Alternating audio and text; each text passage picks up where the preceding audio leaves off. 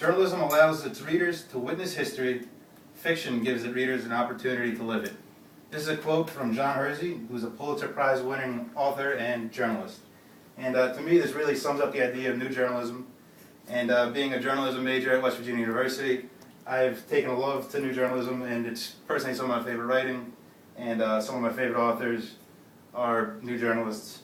And so my goal is to try and teach you guys a little bit just about the origin, the history of new journalism, and talk about some of its more prominent writers. Okay, so what is new journalism? Before you can really understand the significance of it, you need to at least have a general understanding of what it is. Basically, it's a highly artistic and creative reporting, and the three basic traits of new journalism are using dramatic literary techniques. And author Peggy Taylor says that literary journalists use fictional techniques to tell a good story while sticking to the facts.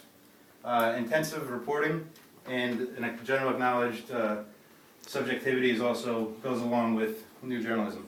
What this means is that it veers away from traditional journalism that was objective, strived to be fair and balanced, and it became much more about the art of storytelling and entertaining and engaging to the audience. It's also, as a term that Tom Wolfe came up with, is saturation reporting.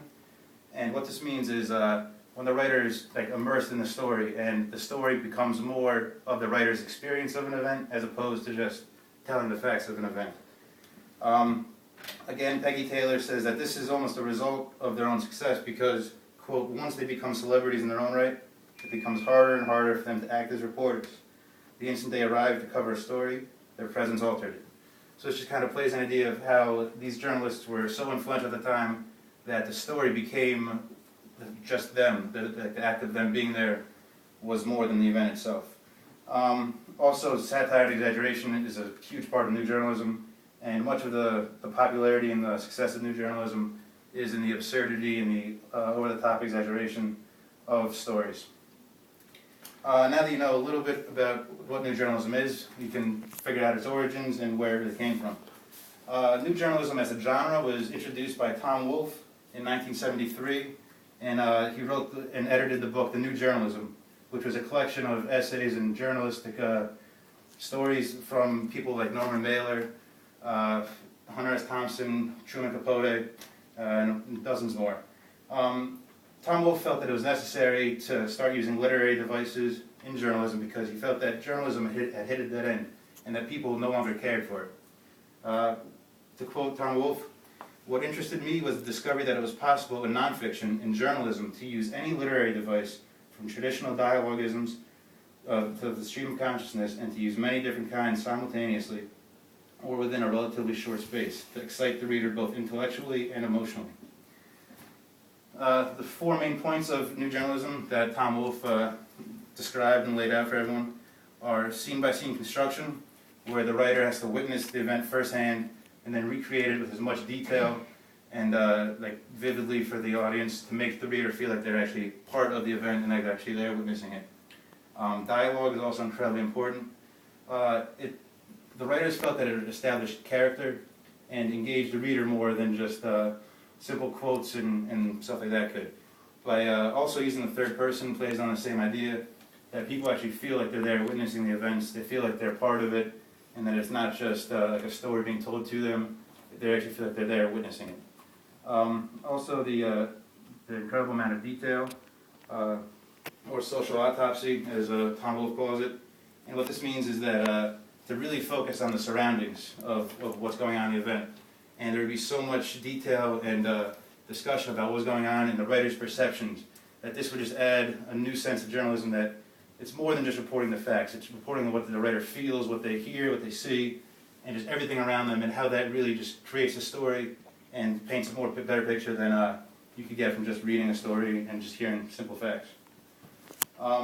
So as important as Tom Wolfe is, he is not the only new journalist, obviously.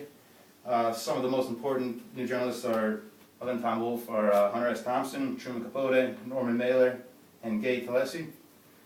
However, Tom Wolfe is the most important. He's considered the father of new journalism. And his most prolific book is The Electric Kool-Aid Acid Test. And this was published in 1968. And it follows around Ken Kesey and the Merry Pranksters. And Ken Kesey was the author of One Flew Over the Cuckoo's Nest, and then was a fugitive for a couple drug charges. And Tom Wolfe followed around his group, they called them Merry Pranksters, and he just wrote about their life, which was just heavily influenced by LSD use, drug use, and overall the counterculture hippie lifestyle. And he almost became a voice of a generation for the counterculture. And it was incredibly important. And the Electric Kool-Aid Acid Test is by far his most famous novel. And New York Times called it not simply the best book on hippies, but the essential book. Hunter S. Thompson is personally one of my favorite authors. And he is just as important, if not even more important than Tom Wolfe, for pushing the boundaries of new journalism. Like Tom Wolfe, he was fueled by drugs, alcohol, and firearms. He wrote both novels and journalism, and was credited for creating what is known as gonzo journalism. The idea of gonzo journalism, it blends between fact and fiction. It's got a little bit of the absurd, but it's based in reality. But he uses literary devices to, like satire and onomatopoeia, and just exaggerates the story and makes it very sensationalized. He also writes in first person a lot, and actually created the alter ego Raoul Duke. And he said that this was huge for him because it gave him the opportunity to, like I said, sensationalize and exaggerate and say things that he couldn't say as a journalist himself. So really kind of freedom of the confines of the more traditional journalists. Some of his more famous works are Hell's Angels, which is a great example of immersing yourself in the story as a writer. And for this story, he became part of the motorcycle gang, even got a motorcycle, rode around with them, spent the better part of a year with them, and just really reported the life that they lived, brought it into people's homes. They were reading it, it became hugely popular, incredibly popular, and it actually ended though he was beaten by the gang over, they thought he was taking advantage of them and making money off them, and he was severely beaten. His most famous novel though is Fear and Loathing in Las Vegas, which was published in 1971 in Rolling Stone. And it's the best book of the decade on dope, it said in the New York Times, and it really helped the mainstream gonzo. So in conclusion, new journalism helped redefine the role of journalists and really helped capture the imagination and the minds of a generation by using new literary techniques in a way that they had never been used before in journalism, by blending facts and fiction and making engaging and interactive stories. So the quote I leave you with is from Hunter S. Thompson. And it says, "Absolute truth is a very rare and dangerous commodity in the context of professional journalism." Now, normal journalists might disagree with it and get upset about that, but this, to me, really personifies and highlights the idea of new journalism and how writers felt it was necessary and even encouraged to stretch the truth, exaggerate, and make their own story as entertaining as it could possibly be for the American public. Thank you.